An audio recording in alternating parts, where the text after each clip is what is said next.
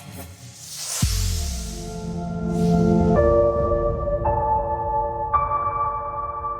right, welcome everyone. I am Brendan Bartik with Brendan Bartik Real Estate Coaching. We're going to talk about how to win with buyers, how to make buyers profitable, how to make buyers fun, and how to not basically want to pull all of your hair out, no pun intended, every time you work with buyers, because we know that it can be frustrating sometimes. So on any of our webinars or courses, you have some options here depending upon how you want to participate, right? You can just show up as a tourist and go, hey, look, I'm just listening because I'm driving in my car and my broker told me I should do something today, so this is what I'm doing. Or you can show up as the explorer. You can ask questions. You can make sure that you understand the content. So I hope you show up as an explorer on anything that you're learning. There's no point of just showing up and doing this if you're not getting the most out of it. You're just wasting an hour and 15 minutes of your life. So we're going to jump in. Now, to talk about buyers, first we have to understand a little bit of how most agents work with buyers. So when we talk about the buying process or working with buyers, what I'd like to look at here is, are buyers working you? And when I say that, I deal with agents all across the country. I talk to mastermind groups, the best coaches across the country. And what we realize is a lot of times buyers are working you and you're not working the buyer. So let's talk about how buyers are working you. So first of all, one of the things that I hear over and over and over again is I'm submitting multiple offers for the same buyer and I'm not getting my offer accepted, right? That's a major issue that a lot of us are facing right now when we talk about working with buyers. The second piece is my buyers are I hear agents all the time that are showing buyers 4 or 5 times a week, the same buyer. And agents go to me all the time. They go, Brendan, you don't understand. That property pops up and my buyers can only see it from this time to this time. So I have to run out and show it to them. That's also false. That's not reality. That's what you programmed yourself to believe. And that's why you are probably going crazy working with buyers. And then the third issue that I hear all of the time working with buyers is I'm not getting the buyer agency agreement signed. And I don't feel comfortable presenting this agreement. And then my buyer goes and either disappears or buys new construction without telling me, ends up going working with another agent, or something else happens. So those are a lot of those issues that we face when we're working with buyers. So let me stop this for a second. What issues are you having out there when you're working with buyers? So let me call on some smart people here. So Landon, what's one of the issues you're having when you're working with buyers? Just very, very competitive, 12 to 15 offers. And then even if they're approved up to a specific amount, we're looking $75,000 below their budget, they still can't swing that appraisal gap coverage because they don't have enough cash in hand. So it's, even if you write the offer to where it would be and you only can do 5,000 appraisal gap coverage, it's just fluff and they accept another offer. I love it. Thank you. And that, I think I saw people nodding. They were going, yep, right. Like that. I'm facing some of those same issues.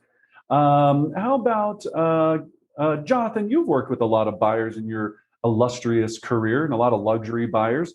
What's a common buyer you're facing when you're working with buyers?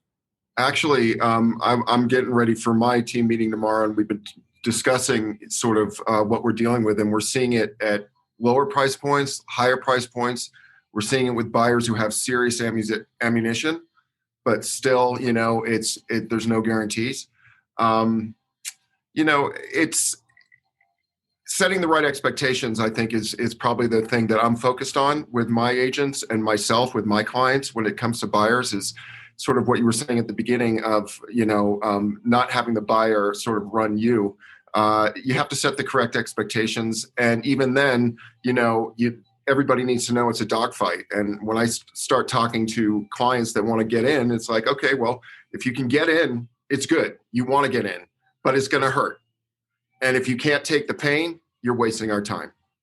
And that's really where it's at right now in the Denver market. And it's everywhere. And people are winning at different price points, not necessarily with the best offer, but perseverance, just continuing to go. Mostly the really hard ones are people that are doing chaffa or don't really have the ammunition, but there's more people in that pool, in that area of the price point that are dealing with similar issues. But overall, it's expectations. Expectations. I love it. I love it. So we're going to cover a lot of that today, and well said for both Landon and Jonathan. Thank you. So are buyers working you? Are you working buyers? Is what we're going to start to really dive deep into here. And I'm going to try to take away some of the mindset that you cannot do this in a very structured. We heard Jonathan say it best: setting standards and holding to them, and making sure that a lot of us just don't understand what the structure is actually supposed to look like, because you came into the business, someone said, hey, you're supposed to go work an open house, and then you go work an open house, and then the buyers go, hey, I want to go look at some properties, and you go, great, I'm doing my job. And then you hop in your car and you go show them some houses, and you go show them some more houses, and you go show them some more houses, and you go show them some more houses, and you want to punch yourself in the face because you're looking at this going, why am I not making any money? I'm doing the right thing. I'm supposed to show houses. You're not supposed to show houses. You're supposed to sell homes to qualified buyers. There's a huge difference in those two things. You're supposed to sell homes to qualified buyers. You're not supposed to show houses. Showing houses is an action that you have to take in order for the result to happen. So are you working buyers is just the mindset of making sure I have standards. And that's the hardest thing for all of us, right? To go, I actually have personal standards. Some are lower than others and some are higher than others. In my experience over the last 20 years, those that have the highest standards for how they do things make the most money. All right. So we're going to jump into that today. All right, so let's talk about 5 steps to win with buyers, right? So we're really gonna get this going today, right? So 5 steps to win with buyers. So let's talk about step 1. So laying the groundwork. So in the chat box, Anna's gonna post what we call our buyer lead trust qualifier. And this document is a document that we utilize anytime we take an internet lead, a buyer lead, an open house lead, anything that's buyer related. We know that we need to build trust and ask a series of structured questions to make sure that I'm deciding whether or not I'm going to work with that buyer, number one. And number two, I'm finding everything out about the buyer that I need to know to make sure when I'm out in the field, I understand what their motivation is, what they're willing to do, what their cash situation is, and I'm able to set an expectation that's realistic to what they actually want, okay? It obviously establishes rapport. So in these conversations about this, we're going to establish rapport because rapport equals trust. And once you have trust with the buyer, they're going to be a lot more willing to do certain things to get your offer accepted or get their offer accepted. What I find out and what I see a lot of times, Anna, and what I see all the time is, so let's, Anna, come off of me for a second and we role play. So Anna, so it's so great, thanks for, coming to look at this first property with me. So great. What do you think about the property? Yeah, it's great. It hits a lot of the boxes. Awesome. So Anna, you know what we should do? Why don't we go ahead and make an offer? Because I think you'd really enjoy living in this home. Well, it doesn't hit all the boxes. So I'm a little hesitant to just start throwing offers in. Yeah, but Anna, just trust me. Let's just go ahead and make an offer and you'll be fine. No. Right? And that is the problem that we sometimes do. And that was just a quick synopsis of it. Because again, we're going, I want to get paid. So let me tell them everything possible. And I try to shove a house down somebody's throat. That's not going to work. Our entire careers are built around our ability to win the trust and build rapport with the people that we're working with. And what's the number one way to make someone, you can't really make them trust you. What's the number one way to earn trust? Provide value. Provide value. I love it. Thank you, Joseph. So provide value. What else? Establish common ground. Establish common ground, which is exactly right, Carolyn. Another word for kind of rapport, right? If you like chocolate, I like chocolate, right? You like the Broncos, I love the Broncos, even though you might not, right? Whatever it might be. So build common ground. I love it. Number one way to build trust. So give me the number one. Make it about them. Make it about them. That's very close. We're dancing around it. It's really simple. Ask a ton of questions, find out everything on earth you can about them, and deliver on it. The only person they care about is them, right?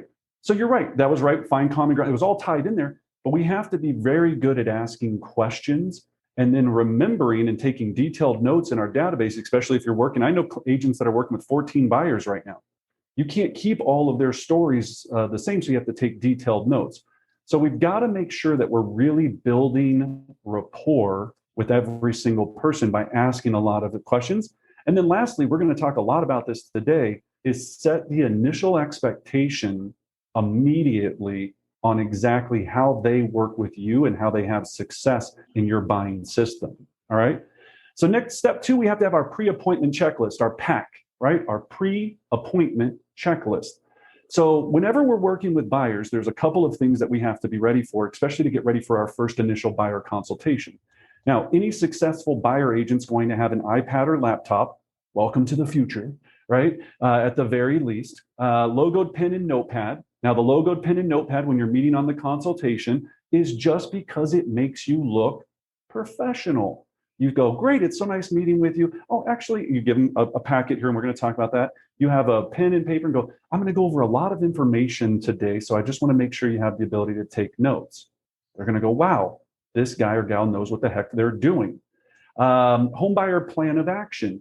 A home buyer plan of action, we have ours that we can definitely share with you, but a home buyer plan of action is just a 1 or 2 page brochure that explains the home buying process that you stamp your logo on. The reason you want this is just, again, it's a nice handout, makes you look professional. And now, if you get nervous, you have a training guide, if you will, or a map to talk about the talking points of what you need to explain to them to make this a successful transaction. All right. So property search website or MLS, I hope to goodness you understand that you need to be able to leveraging it. Now, there is a major difference here, and let me really drive this point home. If your buyers are not searching for properties on your website, you need to take the rest of today to figure out how to make that happen. Let me be very clear. I know so many agents out there that are utilizing the MLS, right, your local MLS, to send your buyers properties. Why on earth would I not want to do that?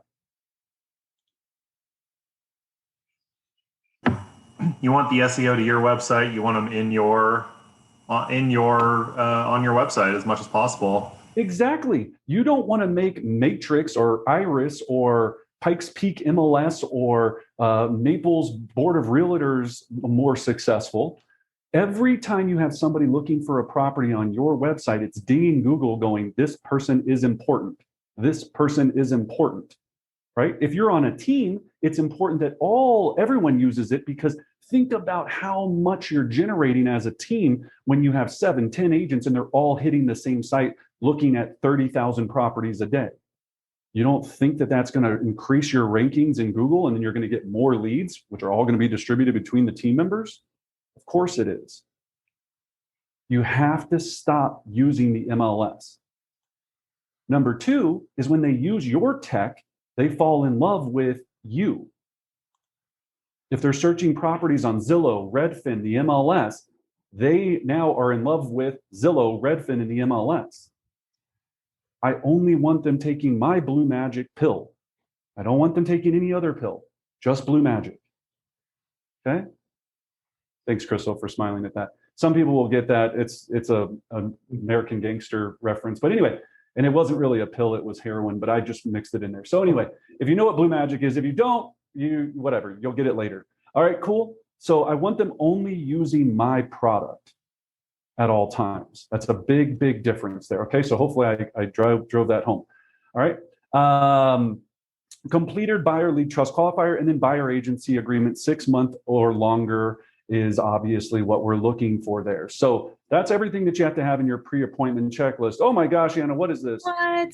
Well, shameless plug. And if you know Brendan and I, we love a good checklist like the PAC, and couple it with a really good YouTube video. And that is what dreams are made of. So we've got a ton of videos on our YouTube channel, and we wanted to do something a little bit extra, right? It's one thing to be like, hey, go to our YouTube channel and get some good education. We wanted to bring it to our community and make a significant impact in the Denver metro area. So we're asking you, help us raise $100,000 for the disadvantaged youth in the Denver metro area. For every subscriber we get, we donate $1 to the Third Way Center and kids across the Denver metro area that need a brighter, better future. So I'm going to pop that link in the chat box. Go ahead, check out our YouTube channel. If you have a YouTube channel, send us the link. We'd be happy to subscribe and like any of your videos that you're dropping on a weekly basis. Yeah, and basically, right, so if you don't donate or do this, you're screwing kids over, so you should feel terrible about that. So make sure you go there, help out the kids, otherwise you're a terrible person. So, all right, step number 3, set the stage, secure the location of the appointment. Now, this sounds easy. I'm going to go through this pretty quick. Your office is always number 1. Critical to have the buyer consultation set in your office because it's a controlled environment. If they live a long distance away from you, then do their home or a quiet public place.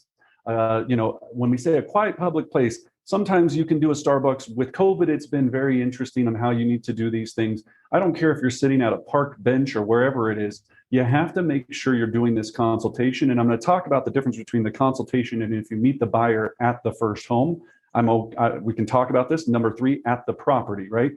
Both can be effective, and I'll explain on exactly how to utilize both effectively. And then pro tip, don't leave without a signed agreement. Sounds like common sense, but you know right now you're working with a buyer that you don't have a buyer agency agreement with. You can't even look at me on this Zoom with a straight face because you're all lying because you're working with buyers that you don't necessarily have an agreement signed with. Now, the other reason we also want to have a signed buyer's agreement is because we want to put into that beautiful buyer agency agreement a transaction fee. What, Brennan? What do you mean of this transaction fee? Well, we want to have a transaction fee in our buyer agency agreement because when I work with a buyer, I want them to pay a transaction fee so that I can make another 10, 15, in our case, $80,000 a year from charging $399, $599, whatever number you feel comfortable with for that person working with you. Now, some of you are going to go, what is a transaction? What do you mean? Well, just like everything on this earth, there's a processing fee that's involved. When you get a car delivered, there's a handling fee, correct? They check that onto you, right? That's the same thing. We're handling that file for the next 5 years. And because of that, Lane, my company, my organization charges a $599 management fee, transaction fee, handling fee, okay? So that's another reason. It's hard to get that fee after you go under contract at the end if you don't do it up front in your presentation. So let's do easy numbers. You charge $600 every time you do this, $599. You sell 10 houses a year. How much did you make? $6,000. That is correct. $6,000 straight to the bank. If you're not doing that, you need to do it immediately. Cool? Anna, there's a question? Yeah. So let's play out the scenario. I'm working with a buyer that's fixing their credit. Do I still get them to sign the buyer agency agreement, or is that after they get their credit fixed? No, anytime. Well, first of all, this would go back to this is a great question. Deciding if I'm going to meet a client in person, depending upon how busy I am. So if I'm super swamped and I find out that a person that has a 550 credit score, am I probably going to spend the time to go and meet with them, do a buyer consult? Depends on your level of business, right? If you're brand new, the answer is yes. You're going to go meet with them, lock them into a 2-year buyer agency agreement because it might take them 12 months to get to a 650 credit score that they can actually qualify. Now they're locked into you. You continue to follow up. 4 months from now, when you forgot about them and they stumble into a new construction property because they hit the local county fairs bingo, prize and ended up getting a bunch of money, fixed all their credit. They walk into that new construction and guess who's not getting paid? So it's a great question. Yeah. The more we lock people in, the more that we're going to be protected. Absolutely. So let's talk about the biggest thing here. Brendan, I never meet people at the office for buyer consults, and I like to just meet them at the property or a Starbucks. Okay, well, let's talk about that for just a quick second. First of all, when you're having this conversation, so again, Anna, if you'd role play with me. So I'm setting Anna's internet lead. She's a Zillow lead. Let's just say, whatever lead, realtor.com, whatever buying your leads from, if you're buying leads.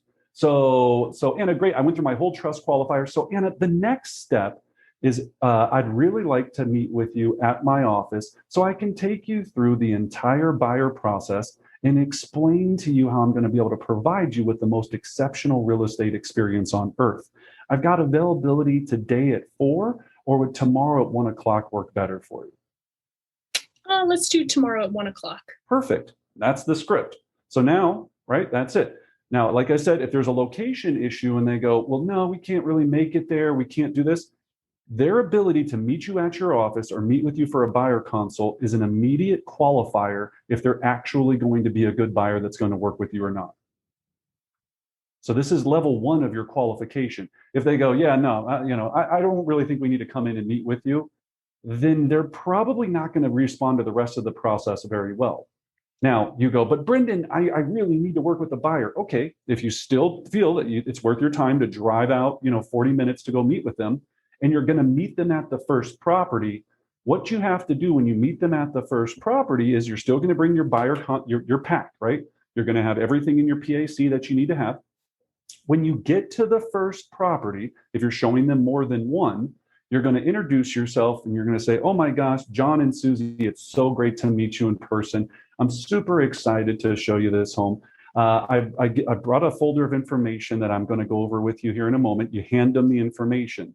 In this packet, there's a pen and notepad in there. I'd like you to make any notes as you go through the property. And then after you've toured the property, I'll be waiting for you. We'll talk about next steps moving forward. They go, okay, it sounds like you've done it a million times. You hand them the packet, you go open the door. I don't follow people around. I go beeline straight to the kitchen. I allow them to go and look at the property. As they're going and looking around the property, they come back down to the kitchen or whatever area that's not, some of these houses might be sketchy. I hope they all have kitchens, right?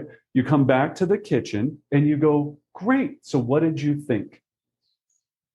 That's all you say. Great. So what did you think? At this point, they're going to say either we loved it, hated it, or it's okay. You're not going to acknowledge any of those things and being like, oh my gosh, it's great. Do you want to make an offer? If they say it's terrible, you're going to say, let's get the hell out of here. No, all you're going to do is go, excellent, I can appreciate that. Can you give me a little bit more information why? Whatever they're feeling. If it's great, you want more information. If it sucks, you want more information. If it's just okay, you want more information. You're taking notes. Remember going back to the trust and the rapport? Now I'm learning everything that they thought about the property. Now, some of you that have been doing this a long time, you're going, I always follow people through because they're always asking me questions. And if I'm not standing right next to them, then whatever it is. If they have questions about the property when you come back to the kitchen and they go, Brendan, I'm really concerned about the furnace. Well, let's go take a look at it. Then you go with them, right, to go take a look at it. And you can go and have that conversation. Now, 2 reasons I'm doing this. Also, pro tip when you're saving time. Number 1, if I'm showing 8 properties, I'm looking and figuring out what's happening next. I'm texting other buyers and sellers that I'm currently dealing with. I'm like mission control when I'm out there, right? So I've got 55 things that's happening. Me walking them through and asking them if they like the closet, is that doing me any good? Is that servicing me? Gosh, some of you are hating this because you're like, that's exactly what I do every day, Brendan. And that's how I've sold exactly 7 houses last year. Okay. I'm not trying to tell you how to sell 7. I'm trying to tell you how to sell 70. It's a huge difference. Okay. So now we're now we're at the kitchen table. Now, if I haven't done my buyer pre-qual yet appointment, if there's a living room, I sit down in people's living rooms all the time. I go, great. Well, I'm so glad that we had the ability to go look at this property. Before we're able, and this is a very important word, before we're able to go look at the next home, there's just a few things that we have to discuss first. I sit them down, take them through the buying process, and then go into having them sign the buyer agency agreement. And I'm going to show you exactly how to transition into this buyer agency agreement here in a second. If they do not want to sign the buyer agency, I do not show them any more homes that day. I cancel the rest of the tour. And it's a very simple thing. And you can use COVID now. It's the most beautiful thing. Unfortunately, without having this agreement signed, due to all the COVID regulations, I kind of skimmed us in on this one, but I wasn't even supposed to do that. I really have to have this signed for us to be able to see the rest of the properties. Use COVID, right? That's beautiful. That's an easy play. They'll look at each other. They'll go, oh man, COVID got me again. Sign the buyer agency agreement. I'm just saying that's one technique. That's the easy way. I'll give you the actual way to get your buyer agency agreement signed here in a second. But you have to make sure my standard is I do not show more than one home without a buyer agency agreement signed. That's it. Ever in my lifetime. I have to draw that line in the sand. You start to walk out. I've done this to the point where I've walked out, started walking down it's kind of fun. I can do this on this. Started walking down the stairs, right? And they're like, wait. All right, you know what? You're right. We do feel comfortable. We want to work with you. Because that urge to see the other 4 houses is so strong, they'll sign an agreement. Even though that sounds crazy, even though you explain them to the agreement, they want to see the homes. That's all they care about. You're just a person in between those two things happening. Okay? So let's say that my little honesty meter is kicking up here and I don't want to do COVID. I don't have a office policy. Yeah. How do I have this conversation? Absolutely. So remember, any presentation that we complete, we are doing what we call objection blocking. I'm going to take my clients from a high level of resistance to a low level of resistance over a short period of time. The reason that they're resistant to signing a buyer agency agreement is what? What are some reasons why a buyer wouldn't want to sign an agreement? Commitment. Fear of fees that they have to pay. Yeah, they don't want to pay the $5.99. I love it. Fear of fees. Okay. Well, like I said, fear of commitment. They don't know you. They just met you for 5 minutes, right? I don't know you. I'm not signing anything. Some people just have a resistance to signing things. They're like, I don't ever sign anything, man. Yeah, I stole my truck. Yeah, I didn't sign for that thing. I just drove that sucker right off the lot. I'm not signing squat, right? Some people just have a resistance to signing things, okay? So we have to address in our objection blocking, in our presentation, in our buyer consultation, those concerns before they vocalize them. So as I'm going through my presentation, I start out with very simply getting to know them and building rapport. So going back to, I would have the buyer trust qualifier.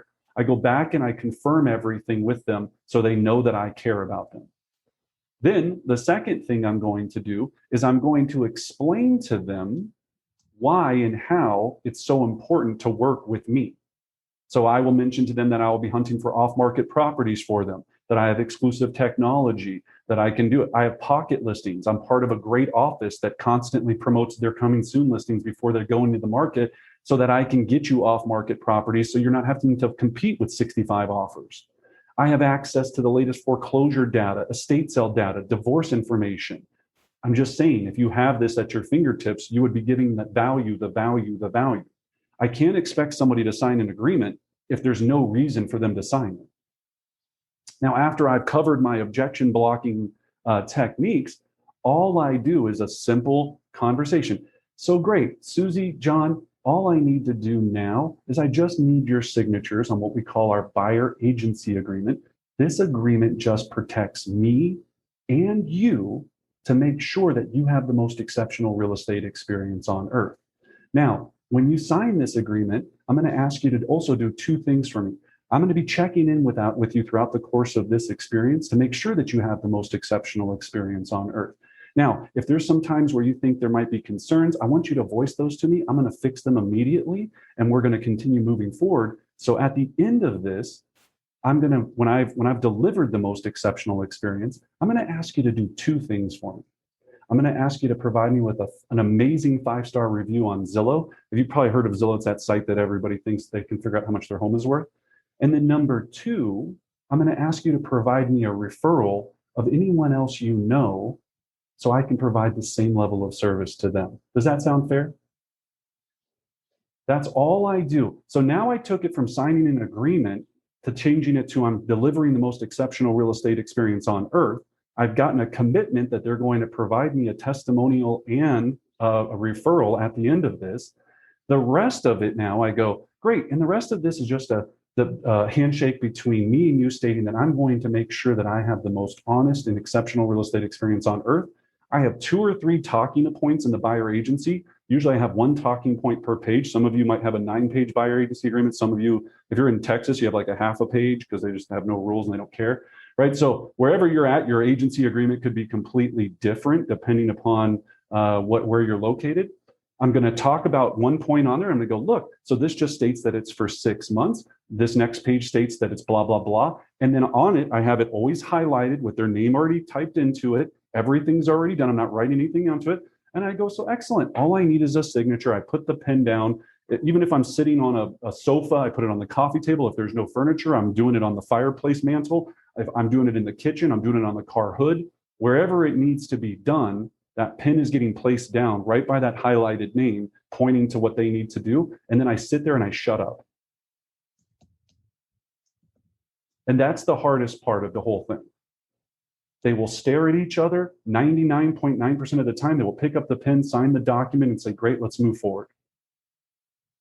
If I go, hesitate, I don't know what's in the buyer agency, I look like an idiot, they're going to go, whoa, whoa, whoa, whoa, right? It would be like a doctor being like, all right, so Brendan, we're going to totally do this knee surgery. Now, okay, this is my first one. I know it's I'm going to get this scalpel. It's going to be cool. Don't worry. I think we've got an anesthesiologist. She might be here or not that day, right? If there's any weirdness about it, they're going to go, whoa, I'm not having surgery with you, bozo.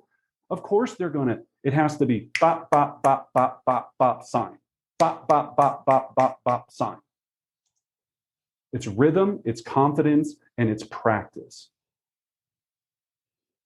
That's all it is, right? If they object, if there's any objection at the end, I want to sleep on it, I want to think about it, I want to talk to my grandma before I sign anything. You go, John, Susie, you do feel that I can provide you with the most exceptional real estate experience on earth, correct? They'll nod. I know I can. So let's do the right thing. Let's put me to work today. And you just have to, you got to think about your auditioning for like the most amazing movie part. You've got to do that in the mirror 1,000 times. And when you do that, they just go, okay. If they continue to object, then they're not going to probably be a great buyer to work with you anyway. Say, well, I'm so sorry. I apologize. Then at this point, I wish you the best of luck. If you change your mind and you really want to commit to working with me, I would love to revisit this conversation. Have a great day. And get back on the phone and find a buyer that's willing to work with you per your standard. Okay? Brendan, yeah, we do. So we've got a couple of our top listing agents on this webinar. And one of the questions that is kind of going back and forth in this chat box is what's the difference between the 100% satisfaction guarantee and the promise that you just delivered? Do you do both? Is one for sellers, one for buyers? Can you clarify? Wonderful question. Yeah. So 100% satisfaction guarantee, you unfortunately do not utilize in a buyer agency agreement. Remember, the difference between a listing agreement and a buyer agency agreement. You're ready. I'm going to get in a hot tub right now. Hot tub. All right, Josep's getting in the hot tub. About to get weird. All right, Joseph, enjoy that. It's better than being on this webinar. I hear you.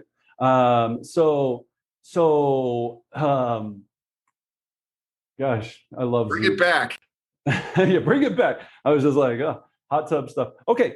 So the difference between a listing agreement and a buyer agency agreement, if I'm offering a 100% satisfaction guarantee with a listing agreement, the major difference is as I start to move forward with a listing, I've completed so many actions, lockbox, sign in their front yard, photography, they're active on the MLS. It's a much different level of commitment than a buyer that really the only delivery that I'm delivering on sometimes is I'm just showing them a house. So if you allow a buyer to terminate based on a 100% satisfaction guarantee, you could really be at risk because you've now spent 3 weeks showing them properties. They decide to walk into a new construction property and get their without you, forget to mention you, go under contract, which has happened to me, and then end up buying without you, there was no document that protected you. Or even with 100% guarantee, they could call you up the day before and then go, Brendan, I'm just frustrated. We've written 10 offers right now. Nothing's getting accepted. You obviously are a moron and have no idea how to get us the house we want. So we'd like to use our 100%, cancel at any time guarantee. They cancel with you. They go back to the house that you showed them yesterday, talk to the seller in person. Now they just cut out $25,000, $30,000 in commission, depending on price point, and they go ahead and make that offer directly to the seller. That's a big difference in the guarantee. Then with the promise, all the promise is a moral contract that I'm going to deliver an amazing, exceptional experience to the client. And when I do this, because they want that, in return, that handshake is going to be these two things that I'm asking them to do. And I'll teach you a technique on how to ask once you're under contract. If you have a team, how your TCs will be asking about this. You'll get more referrals. We increased our Zillow reviews 75% in 1 year just by doing this technique. Okay. So that was an excellent question. Anything else, Anna, before I jump? Let's keep moving. Okay, perfect. And yeah, we'll stick around for some questions, but please ask. These are great questions. All right. So don't leave without a signed agreement. We got that. All right. Step 4, set the standard. Okay. Now everybody goes, great. Yeah, I get this. So must be pre-qualified, utilize your technology, create and share a timetable. All right. So this is one of the things that people always want me to share and that they really love. Okay. This is how I work with a buyer during a buyer conversation, and I set the standard and expectation of exactly what this is supposed to look like in real time. So let's Anna, you role play with me too much. Lane, will you role play with me? Or do you have kids or screaming dogs or anything on this there? No, not today. All right. Lane's always in a peaceful place, so I like it. All right. So everybody give Lane a hand for volunteering to do this. Just move your hand so you're alive anyway. All right. So Lane, okay, perfect. So Lane, now that we've explained to you the entire buying process, here's what's going to happen next. Now that I have all this information, what I'm going to do, Lane, is I'm going to create a custom search for you on our website. Now, this search is going to give you all of the latest properties on a daily basis or immediately based upon how you set up the settings. I'm just saying immediately. So you'll know exactly what properties are coming on. Now, Lane, when you see these properties on our website, all you have to do is hit the little heart button next to each property, and that marks it as a favorite. That notifies me that you have interest in seeing that property. Now, Lane, based on all of our information that we covered today, I'm going to research every property to make sure that it's a right fit for you. Is that okay? Yeah, sounds great. Perfect. Then, Lane, the next thing that we need to do is we need to establish a time for us to go and look at properties. So are nights or weekends better for you, or are weekdays better for you? Weekends are best. Weekends, excellent, Lane. So looking at my calendar, why don't we do, does 10 o'clock on Saturday work for you? Yes. Perfect. Excellent. So Saturday at 10 o'clock. So Lane, today is Tuesday. For us to be able to see these homes on Saturday at 10 o'clock, there's several things I need you to do to make sure that we will be prepared for Saturday. So a couple of things. Like number one, we talked about getting your pre-qualification letter if they don't already have it already. Lane, I'm going to need that no later than Friday at 10 a.m.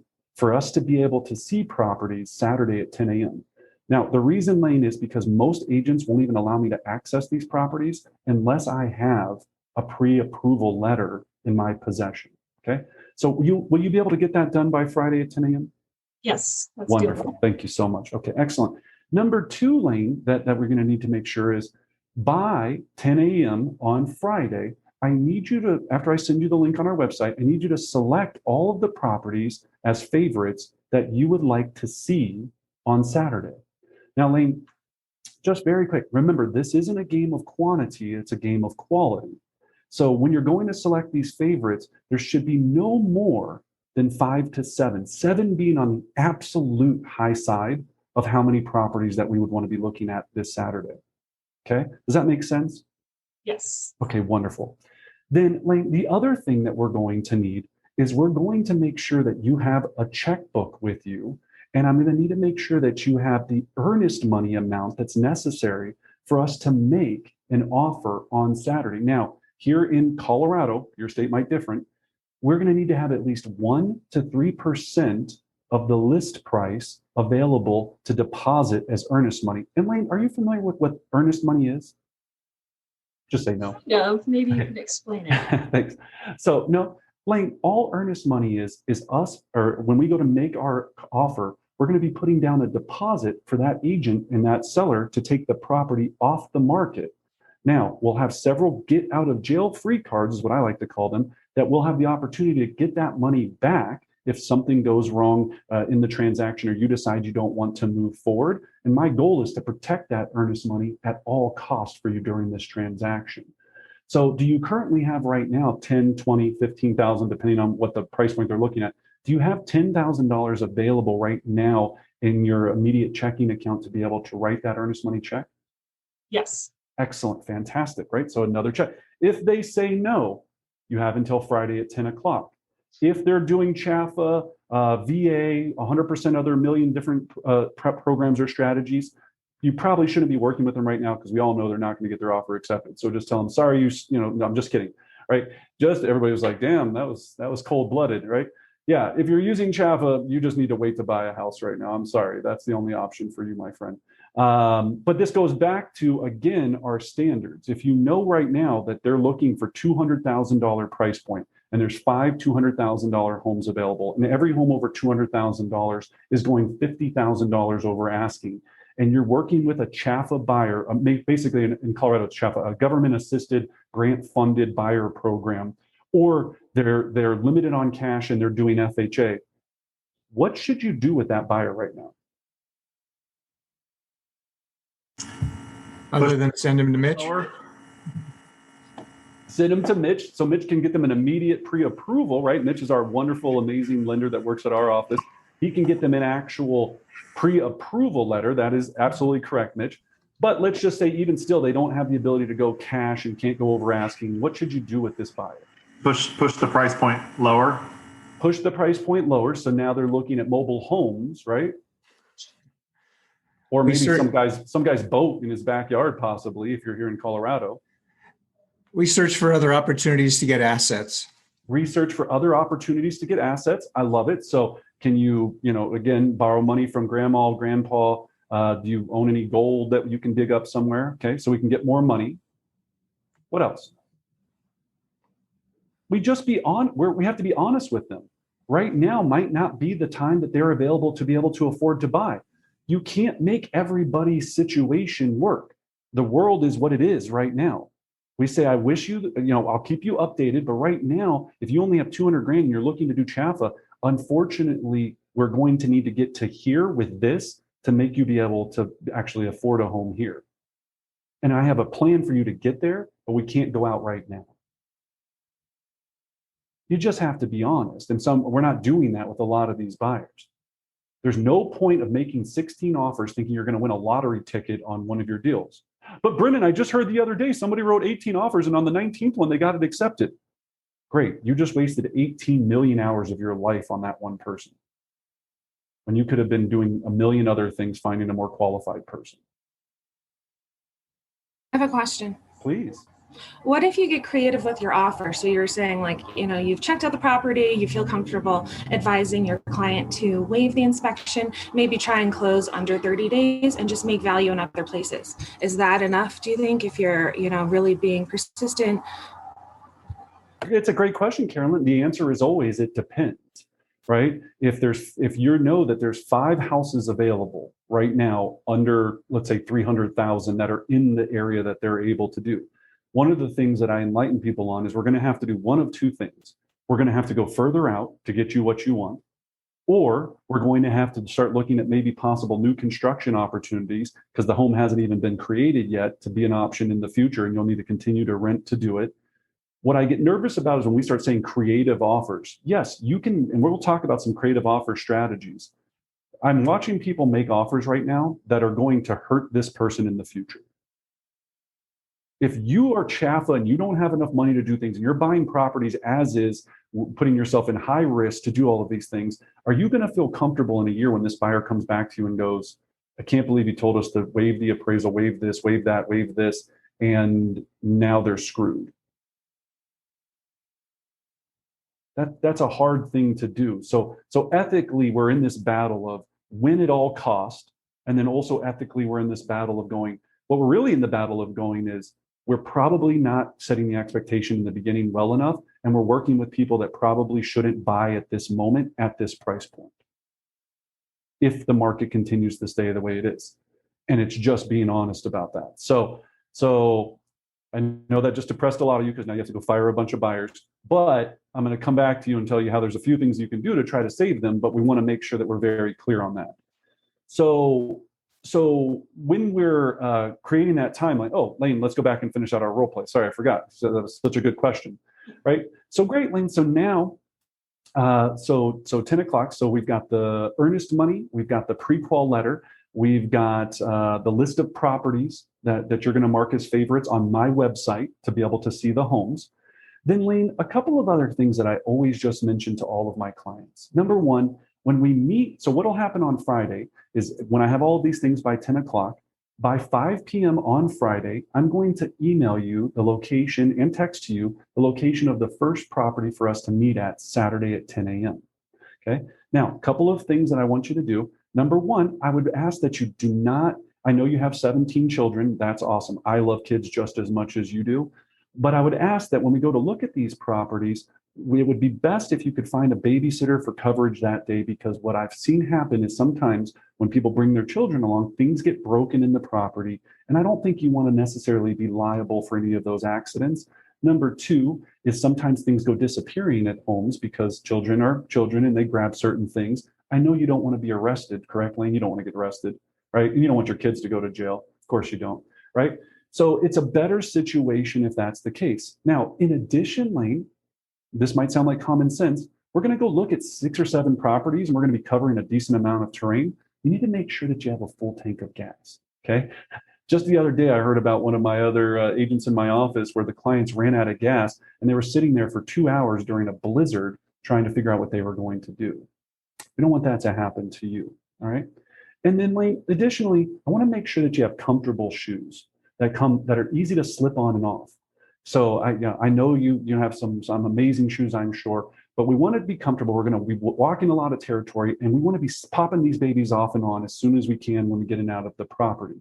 Now, I'm going to be bringing all the latest COVID-safe things to make sure that you're protected. There's a lot of different protocols we have to do. There's certain showing windows. There's a lot of things that I'm going to be doing on my end to make sure that this is a great experience. Now, behind the scenes, Lane, based on all the information you gave me today, myself and my team, if you have a team, or if it's just myself, I'm going to be hitting the phones and door knocking those areas now that I have exactly what you're looking for to find any off-market properties that somebody might be interested in selling. So we're not only looking at the regular properties that are on the market, but anything else that might be out there that we call a pocket listing. I'm going to send your buyer profile out to my entire office to let my entire office know that I'm working with you as my amazing client. And that if they know of any sellers that are considering selling right now, here's the exact buyer profile of what you guys are looking for. So I'm going to be getting leads from that as well to make sure that we have that available for Saturday. All right. So Lane, any questions before we meet at the first property Saturday at 10 a.m.? I think that all sounds great. Excellent. Well, Lane, I'm super excited. Don't worry, I'm going to email you everything we just talked about today as well as that link to go look at properties. Now, so give Lane a hand. Thank you, Lane. That was a great role play. She said all of 7 words, right? But she should, because I've already gone through. Now, when we do the trust qualifier, she's going to be talking for 30 minutes, right? It's going to be, what about this? Perfect situation. Do you have dogs? Do you have a bad leg? Do you want ranch properties, bi-levels, tri-levels? This is the other thing I see agents make the mistake on. You get the profile for everything that the buyer wants. Then they go on the website and say they want to see 15 properties. You show them 15 properties and only 3 of them actually fit the criteria that they wanted. Because you think, again, if I don't show it, they can't buy it.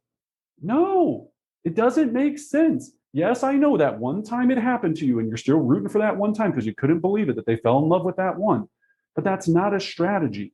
Go back and talk to them and go, I get it. You picked 17. Out of that 17, I reviewed each. Out of the 17, there was 3 that actually fit the profile from what we discussed at our buyer consultation. It's all you have to do.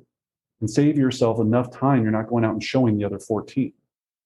But you have to be honest, you have to be direct, and you have to make sure that you're very, very comfortable in telling them these things. So thank you, Lane. That was perfect. So now we've got the standard set for what needs to happen when we do there. Now, a lot of you already in your head are going, that sounds great, Brendan, if it's a perfect world and there's lots of properties for sale. Let me be very clear, and I understand this very much so, that right now we have to respond very fast to properties at time when they come available on the market. I'm not saying that that is not the case. What we're doing, though, is we're setting the expectation of this is how it should work in real time. Now, if they're in a price point, again, that's highly competitive, and there's only 1 or 2 properties popping that are going to ever fit their situation, let me go back to this. What I do with my clients is I get the authorization from them to be able to do virtual showings and make offers on their behalf, meaning that without them physically seeing the property. I do this all the time. So go back to your iPad or your iPhone. I don't need to meet Sally at the property at 6 p.m. because that's the time she can get off of work. What I need to do is go look at the property as soon as it hits the market that morning at 9 a.m., go over there, and again, with the pictures, there should be enough, FaceTime them while she's in the bathroom at her office at Home Depot, right? And she's going to the bathroom, not at the same time, but she's in the bathroom, watching me FaceTime her with her 15-minute break to see if this is going to actually work. If so, I write my electronic contract, do everything I can to win the offer, be first, be immediate, and then guess when they get to see the property? At inspection. But Brennan, I waived inspection. Okay, well then that's a different conversation, right? Because you're waiving inspection. That might be a little bit different. We'll talk about the benefits of that, and if not, there's still, unless you wrote a completely insane contract that is taking away every ability to cancel, there should be a point where that person can cancel this offer after going under contract within the first 24 hours. You could cancel, you can make earnest money delivery 2 days out, right? You could do a number of different things, and we'll talk about all of these strategies. And again, I'm not a managing broker. Everything I teach you today is completely illegal, but it's how people do it, right? Just, I always preface that. Do not do anything I tell you on here. It's completely illegal and probably will get you arrested. But I'm telling you what your competitors are doing. If you're wondering why you're getting beat by others, they're doing what I'm teaching you. Okay? Does that make sense that you need to be making offers without your clients being there all the time? You have to be first, you have to get in there quickest, and you have to leverage technology at the highest level right now. How do you get people to feel comfortable with writing an offer with you when they haven't seen the home? Again, you built trust in your consultation. You explain to them their options. They know how to get out of it if it's at all necessary. But I can't wait for Susie to get off work at 6 p.m., wait for John to drive half across the city for him to get off of his other shift, and then for all of us to make it there by 7:30 at night. They already have 6 offers. It will never work that way. You need to be there immediately. First, always. Cool? All right. Setting the standard. So now we set the wonderful standard. Pre-qual letter, earnest money, comfortable shoes, eliminate distractions, all of that fun stuff, and cap favorites to 6 to 10, right? That's fine. I like 5 to 7, but don't have them seeing a million properties. It's only going to hurt them. So pro tips in the buyer consultation. Start with the finish line in mind. Everything I speak about when I'm talking to a buyer is when we find or when you select the home that we're going to get you under contract with, I'm so excited for you. Not when here's the words you have to stop using. I'm going to find you the perfect home. Doesn't exist. When we find your dream home, oh my gosh, I'm so excited. When we find your dream home, you're going to be so happy. Just shoot yourself right now. There is no dream home, especially in this market. I just saw the most disgusting house sell for $100,000 over asking that literally was disgusting. That's not their dream home. That's the home that's available at this time point with the price point that you have. Okay? So get rid of those words and make sure that you're setting an expectation when you select one of the homes from our buyer home finding trip. Again, not buyer tour, buyer home finding trip. right? Or not even buyer. Now you're screwing me up. From our home finding trip this weekend at Saturday at 2, because we're going there to find a home for you to buy. I'm not going there to tour you around. If you go on a tour, I'm going, oh, look, it's Mount Rushmore. Okay, now we're leaving. That's a tour. I don't do buyer tours. I do home finding trips. All of these nuances add up. Every single one of them add up. Okay? All right. Review daily affirmations. They will write an offer and have their offer accepted on the home that I showed them today. They will write an offer and have their offer accepted on the home I showed them today. Say it to yourself 1,000 times, 100,000 times, all the time, every single morning, okay? Dress to impress. So this is a huge, huge thing for me. Not because I'm a fashionista, I don't even know how to say it. Not because I have any fashion sense, right? I look like I beat up Mr. Rogers and stole his outfit, right? I don't have any fashion sense, but everybody is judging you, okay? So here's what I see a lot of, and I'll tell you this story, okay? When I first started working with a buyer client, one of my buyers that I was showing, it was an expired call for $1.8 million, and then they ended up buying for 2.5. And I think I was 26 years old, and I think I peed my pants 7 times before I went and showed them the first house. Okay. I got in my busted ass Nissan Pathfinder with my clients, right? That I thought was amazing because I had bought it like it was like the coolest thing to me on earth.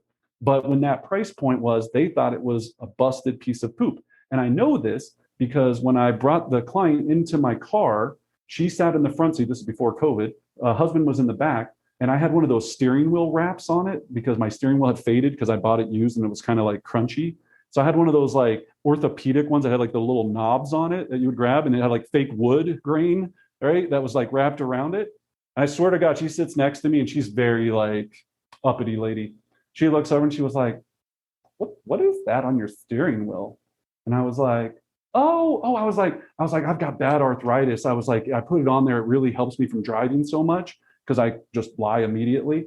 No, you know what I mean? But I had to cover up with it because I was so embarrassed that she knew that I was busted, right?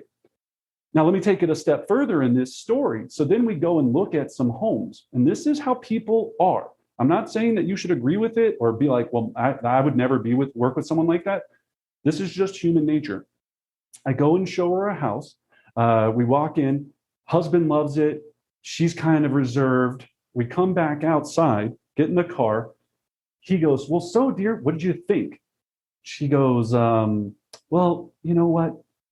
They own a Toyota Camry. And he goes, so? She goes, well, what would we have in common with them? I swear to gosh, I was sitting right next to her when she says this. And he goes, well, it could be the kids' cars. He goes, nope, I looked everywhere. There's no kids that live there. There's no one there. No one that would have that Camry. That's their car. And she was dead about this in her vision of it because she goes, what would we have in common with that neighbor? So the reason I tell that story is how, first of all, gross it is. But second of all, that's human nature and that's perception. So if you don't think they're judging you, you're out of your mind. So take your Grateful Dead bumper sticker off your car, clean your car, fix everything about your appearance that you humanly can control, right? If you're smoking cigarettes, don't smoke 9 cigarettes before you go and meet your clients. Also, I've seen this many of times, right? You're just going to have to figure out how to do some of these things. It's going to be difficult. If you have, tattoos, cover them. I stress this all the time. I didn't make the world. You're living in it. You came to this class to find out how to sell more houses. You have to get in love with the fact that everybody's perception of you is reality. That's it. That's all you can control is their perception. So the more neutral and Mr. Rogers you can be, the more homes you will sell. Or Mrs. Rogers you can be, the more homes you can sell. But Brendan, I know there's a guy that has his complete face tattooed in Las Vegas that sells 50 homes a year. Yeah, he's the only one. Okay. So do you want to be one out of 1.3 million? I don't know. That's how many realtors there are, right? I don't think you do. So just remember, their dress to impress is such a high level of this. Do you need to borrow your mom's car to go show this client? Possibly. Do you need to rent a car to go show this client? Possibly, depending upon price point and all of that. Everything is being measured. So on the flip side of that, right? So I mean, don't come in busted. Look good, look the part, but you can go overboard too with it's a question. Can you go overboard with, you're looking at X dollar homes, yet you have a $15,000 Rolex on? Does that impress them, or is that saying this guy's putting his values in things? It's a great question, Yosef. Yeah, and I've had this question asked so many times. They're going, so first of all, if you're going to show homes in Compton, like, are you going to get robbed when you're wearing a Rolex and a nice shirt? Yes. So let me be very clear. There's never anybody on this earth that's going to judge you for being more professional unless you show up in a tuxedo, right? And we're saying there's extremes to this. They're never going to think you're less successful if you show up looking very, very sharp. There's plenty of people that will judge you if you show up looking too casual, that you weren't professional enough. Now, if you're in a specific location, I've listed crack houses. I've shown crack houses. I always am in a suit and tie. Right now, I'm not in a tie because now I'm retired from this whole fun selling universe. Not retired, I still sell, but I don't do it as much as I did. I would go on every listing appointment in a tie, in a suit. Now, if you're in Hawaii, if you're in Florida or Miami and it's not climate, resonated, I'm not saying you have to wear a suit. I'm saying think about upgrading everything. Think about upgrading everything. Everyone out there, I give you permission to go spend more money on nicer clothes and nicer stuff. Tell your mom you need to borrow some money because Brendan said to be successful in real estate, you can't look busted. Go do it immediately, and that's important. You are the product. And I'll give you another story. Here's the perfect example. So my wife, Catherine, is a real estate professional. She used to drive a 4Runner. Great car, Colorado, #1 selling car in Colorado, right? Besides maybe Subaru, I don't know, 4Runner, okay?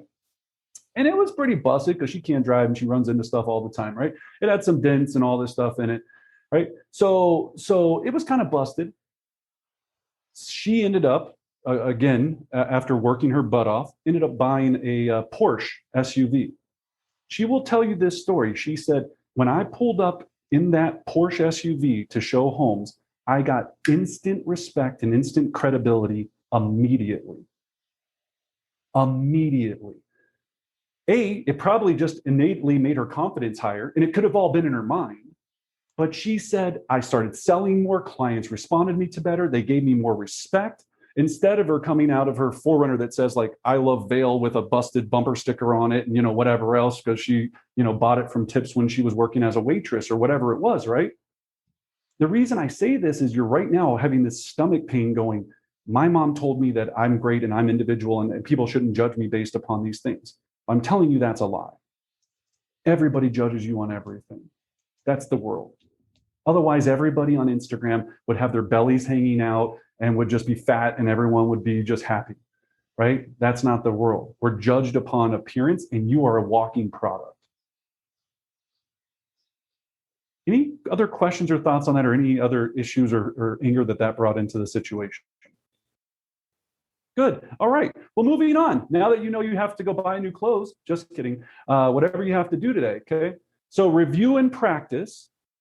That's also very important. Every Thursday we have role play. It's extremely important to get this so smooth when you're doing your buyer consultations. Now, I'm going to end on the probably the biggest pro tip here that you have to have, right? Obviously, high energy and strong eye contact. Not too creepy, though, okay? I know a lot of agents, and this might seem like a common sense thing. For some reason, again, you don't look people in the eyes. You don't have high energy. You show up and you're like, okay, hey, you want to go look at the house? Let's go look at the house. Okay, that's great. I'm not saying that you have to be like, welcome to the home, no. But they want to work with somebody that's excited, because when they're excited about the home buying process, they think that you care. That's what we're doing. And you should care. You should be excited to be showing them a home. You can't just go in there and be kind of, 50% energy level. All right. So the promise, we talked about the promise. All right. So we have this script in our script book. It's a very simple script. It's very easy to use. Can you change this? If you don't want to do a 5-star review on Zillow, you could say on your Google business page, you could say on Yelp if that's what you're trying to do. You want reviews though. Reviews are liquid gold in real estate. Every review you have is worth $1,000 or more, guaranteed. Okay. Refer someone you know. And of course, a referral is very important as well. All right. Shameless plug. So this Thursday, join us for 6 listings in 6 weeks. I'm interviewing 2 of the most prominent agents in the world to talk about how to build from builders, absentee owners, and your sphere. We'll put the link in the chat box. It's from Thursday from 1 to 3. That's going to be a really amazing course to figure out how you don't ever have to work with buyers because you'll be taking so many listings, which is way better for you anyway. Okay.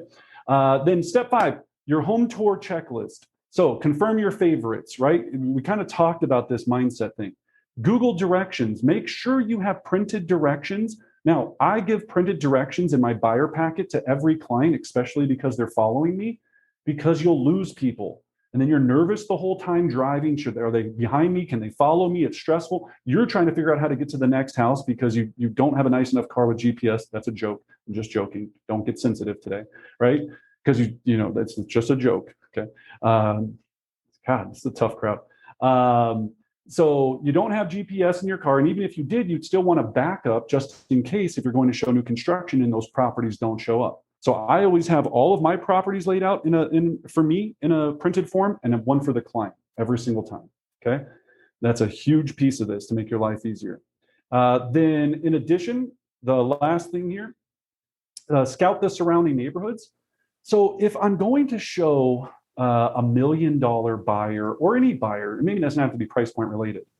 I've seen, who's ever shown a condo downtown in a downtown area and you have no idea how to find the garage? Yeah, be honest.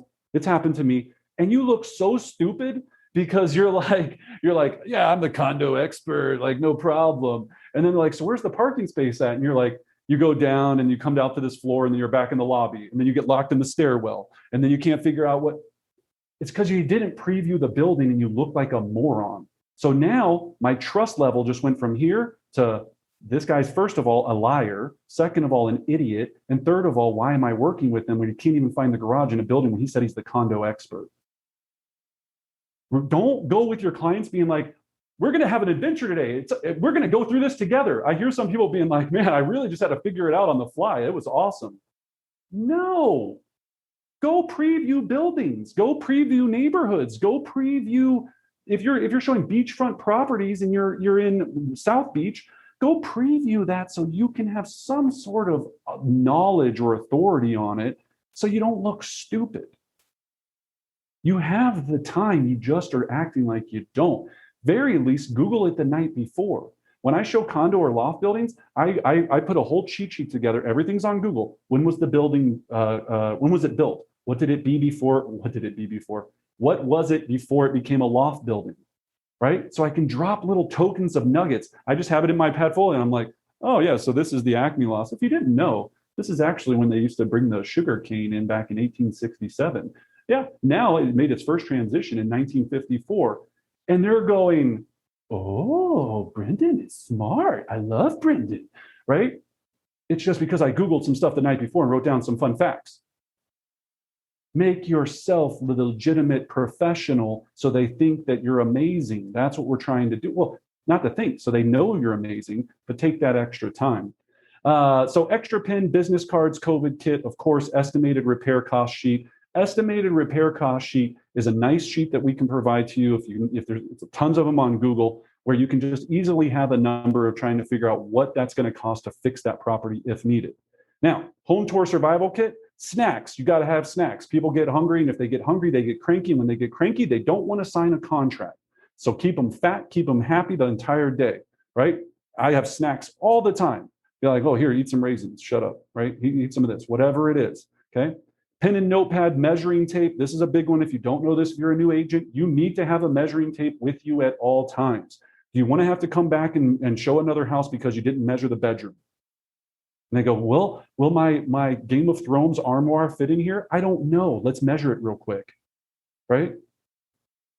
Bottles of water, obviously, so they don't die. And then toilet paper because some of the homes might have the power of water shut off. So you need to have basically a murder kit in your trunk at all times, right? Or an escape kit in your house at all, or in your car at all times. All right.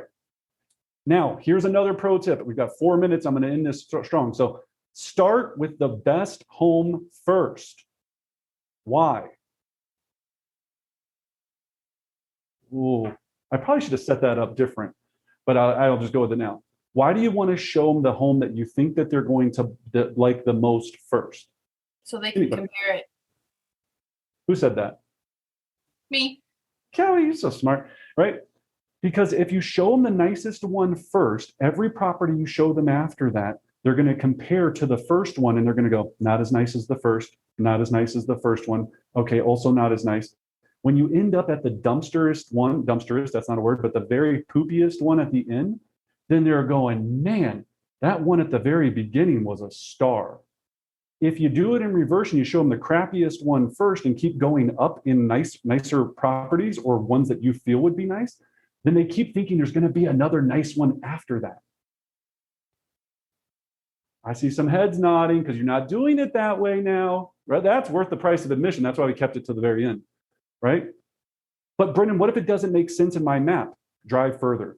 I make excuses all the time. I'm like, based on the showing restrictions and COVID, we had to see this one first. And then I'll drive their asses 20 minutes out of the way to go show them another one if I have to. Some of you are feeling upset about this because you're asking, I'm trying to explain to you how to make your life easier. This is all strategy, and human beings are based upon psychological, it's all based on psychology on how they make decisions. Brendan? Yes, please. Is this a sort of behind the magic curtain thing that you do, or do you tell your buyers, we're going to go see the one that you like the best first? No, I would never tell them. Absolutely not. Yeah. First of all, where's the fun in that? Number one.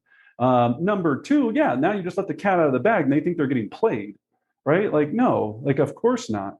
This is what high level people are doing because, again, it's building up. The crescendo of what you're doing is at the very end. It's all a science of doing all this.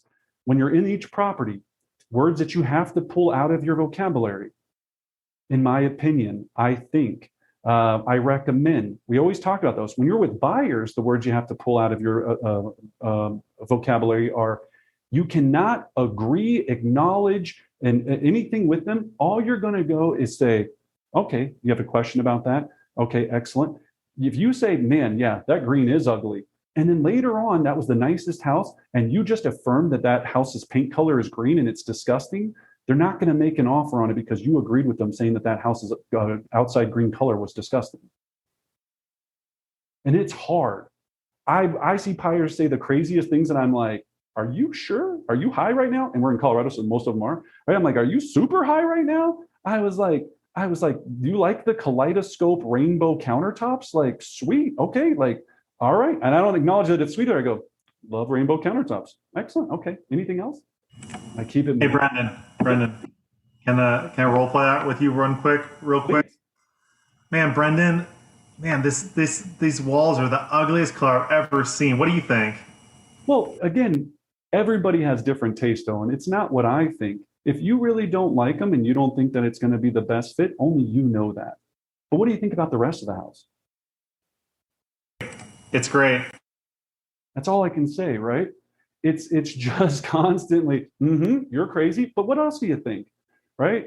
And you're just laughing, and it becomes fun because it is a psychological game the whole time. And I know people get offensive at that as well, but it is if you're really enjoying it, okay?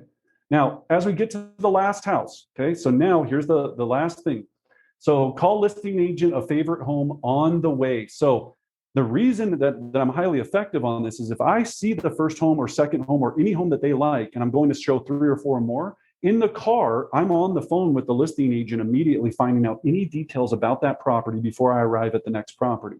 In addition, while I'm in the car, probably causing mass danger to everyone around me, I have a quick, I'm looking for, on my app, on the bardickgroup.com, we have a thing called What's Your Home Worth?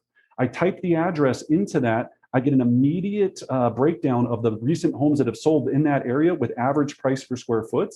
So when I get there and the conversation comes up and they go, well, Brendan, yeah, we really do like the one at 123 Elm Street. So what do you think we should write an offer on? I have it right there. I screenshot it on my picture and I go, well, let's take a look at what the market's at. So the last 4 that have sold for about $462 a square foot. The one that sold about 3 days ago or whatever. And I have the instant data right there. And they're like, oh. They think like I'm an oracle of this information. It's just because I almost killed 6 people driving in my car, looking it up on my phone while talking to the listing agent, all in a sequence. So when I get there, remember objection blocking, there's nothing left for me there's nothing left for them to block. Your goal in this is to remove every question that they have before they even have to say it. So all they go is, where do I sign? Where do I sign?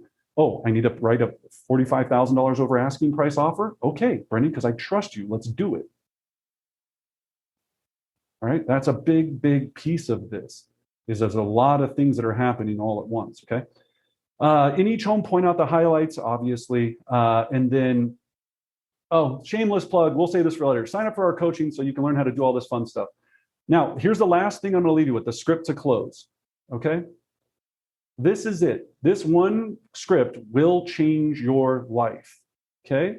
So you're in the last property and they go, so I go, great. Now that we've seen the homes today, out of all, sorry, I'll share it again. People are like, damn it, I was reading the script.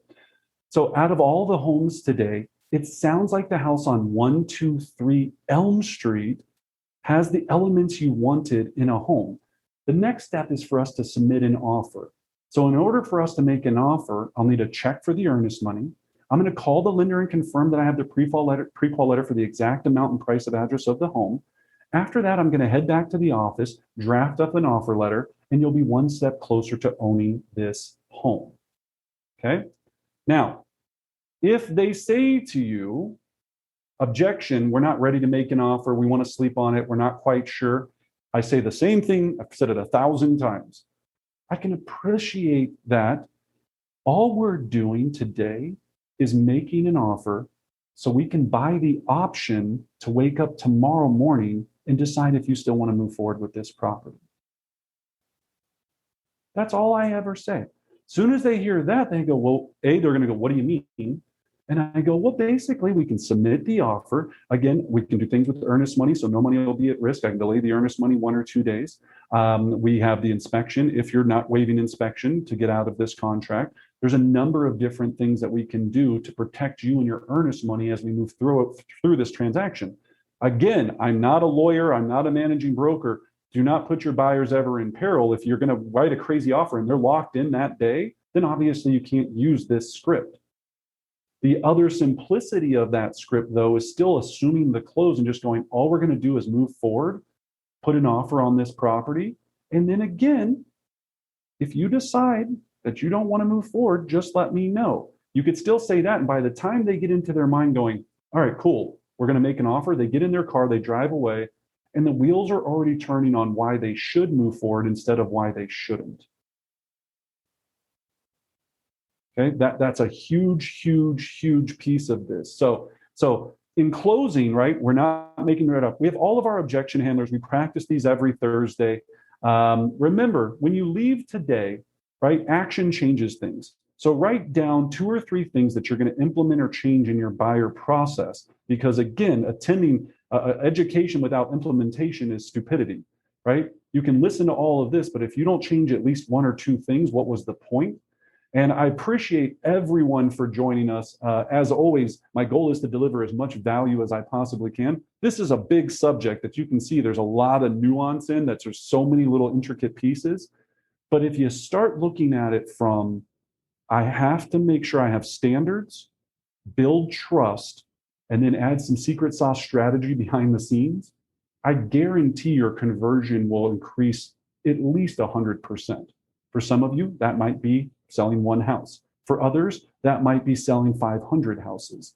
But these are the systems and tools that your competition are using that are beating you out on offers right now, and that is costing and saving you so much, or costing you so much time. So I'll stay on for just a few more minutes if there's any questions, Anna. I thank all of you. It's always an honor to spend time with you. If there's anything else we can do, please let us know. Help some kids and subscribe on YouTube and join our private Facebook group. and be awesome. Thank you. All right. Awesome. Well, you know what? We really dove pretty deep into this subject today, and we were able to answer a lot of the questions along the way. One that continues to come up is, it sounds like you don't let the buyer lead the home tour at all. They don't get to pick where they start. They don't get to, it's you set the tone in this conversation. Exactly. You're hiring me to find you your home. Therefore, my responsibility level on this is, so again, go back to the doctor. If I hired you to perform knee surgery on me, I'm not going to be like, yo, when can I show up at the hospital? It doesn't work that way, right? There's a process, there's a checklist, there's a system, and we don't give ourselves enough credit at times that we are the same level. I make way more than doctors. I live in a neighborhood where I smoke how much doctors make, right? And they still think they're so arrogant and all this, and I have to call you doctor? I'm not calling anybody. You don't call me realtor, screw you. That's a whole nother conversation, right? But again, I have issues with that. Just like call me chef, call me realtor. What anyway, sorry if you're married to a chef, but I digress. Because I think that we're more valuable in both of those professions. If you don't, and you don't brainwash yourself into that, that might be another reason you're having some issues, Anna, is again, we are the doctors, we are the chefs, we are the airplane pilot. The airplane pilot doesn't go, hey, you want to come up here and check this out and mess with some of these knobs and see if we can take off? Of course he doesn't. That would be sketchy. It'd be super sketchy. So we're the same thing. And what you have to do is get into a consistent mode where you're doing the process the same way every single time. Will it vary and you'll fall off the path, and some buyer you'll just go, don't let me take this for a grain of salt. I'm in the same boat with you. There's been buyers in my life early on where I was so deep in it. I was like, this is now the 37th house I've shown you. And I'm this deep and I'm not giving up. And I should have just pulled the ripcord and it bailed out. But I was like, I'm taking this plane down with me. We're going in. I don't care. It's kamikaze at this point. But I learned from it, and I realized I didn't want to have to keep doing that because it wasn't healthy for me or them. At the end of that scenario, they hate you, even though they don't tell you to your face. Some of you are like, I see some of these Facebook posts, I'm so glad we were able to pull this off. And like, oh my God, and it finally happened on this miracle. They didn't want that. They wanted to buy the first home in 1 hour of showing it. You just overcomplicated it because the standards weren't set clearly. Love that. So that's a really great segue. So let's go back to your mindset. If you're not first, you're last, right? And we've got a property that conflicts with our lead gen time. And it's the only way for me to be there first. Do I compromise my lead gen time? Do I hire a showing assistant? What do I do? Absolutely. Well, twofold here. The answer is depends on how much money you make and depends on your situation. So the question was, if I'm supposed to be on the phone from 7:30 to 11 a.m. every morning lead generating, so I never have to work with buyers again, but I have to go to this house at 9 a.m. to do my virtual tour because my seller's break at Home Depot is from 9:15 to whatever, that's only a decision you can make. Now, you go show that virtual tour, get your offer in, and then you're still remaining to lead gen from 2 to 4 o'clock that afternoon because you're making it up. The problem is we, of course, want to go show houses, go to inspections, go to closings from the hours of 7:30 to 11 a.m. every single day, because anything on earth is more fun than lead generating for new business and listings. So it's a great question, Anna, but the answer is depends on your money situation. I'm never going to tell you not to go show a house if you have the opportunity to make money, but you have to be disciplined enough to come back and do the lead generation afterwards. You go out, I see agents all the time, they go out and they go, meh, got showings today. You would think they were climbing Mount Everest. They're like, oh, got 6 houses. I'm like, so how long did you show houses for? Whew, 3 hours. I'm like, so what'd you do with the other 12 hours? Just kidding, not the other 12. What'd you do with the other 5 hours at the very least? Oh, well, I had lunch and started drinking cocktails around 3, and then I blacked out around 7:30, ended up at karaoke, and now I'm here. Well, and like you said, that becomes a very slippery slope, because if this property is the exception to the rule on lead gen, then what makes 123 Elm Street different, which makes the next property different and the next, and then we're in a really bad cycle of justifying why we can get out of lead gen time because of this house is special, this client, it's the only slippery slope. It's a slippery slope. Yeah. So that goes back to your standards again. right? And you hit the nail on the head, Anna. If you have showing assistants, depending upon your level of production, remember, you're a showing assistant until you can afford a showing assistant. You're a buyer's agent until you can afford to have people showing for you that become buyer's agents. You're a buyer's agent with showing assistants until you can become a professional listing agent. When you can become a professional listing agent, then you have buyer agents working on your team and they have showing assistants, and the beat goes on. When you become a really amazing listing agent, you become a team owner and you have people listing properties and doing buyers on your team. When you become a really amazing team owner, you hire somebody to manage your team and you become an owner, period. Mic drop. No, just kidding, right? But that's progression.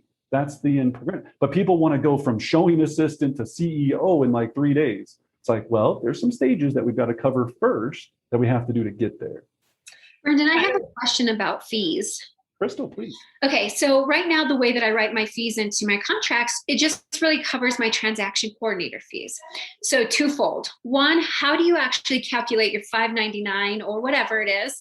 And then two, what do you do with like certain loans, like VA loans? Like we don't charge our VA buyers, right? Because they can't write it into the loan and we don't really ask them to come out of pocket. How do you handle that kind of stuff? Yep. So first question I'll answer.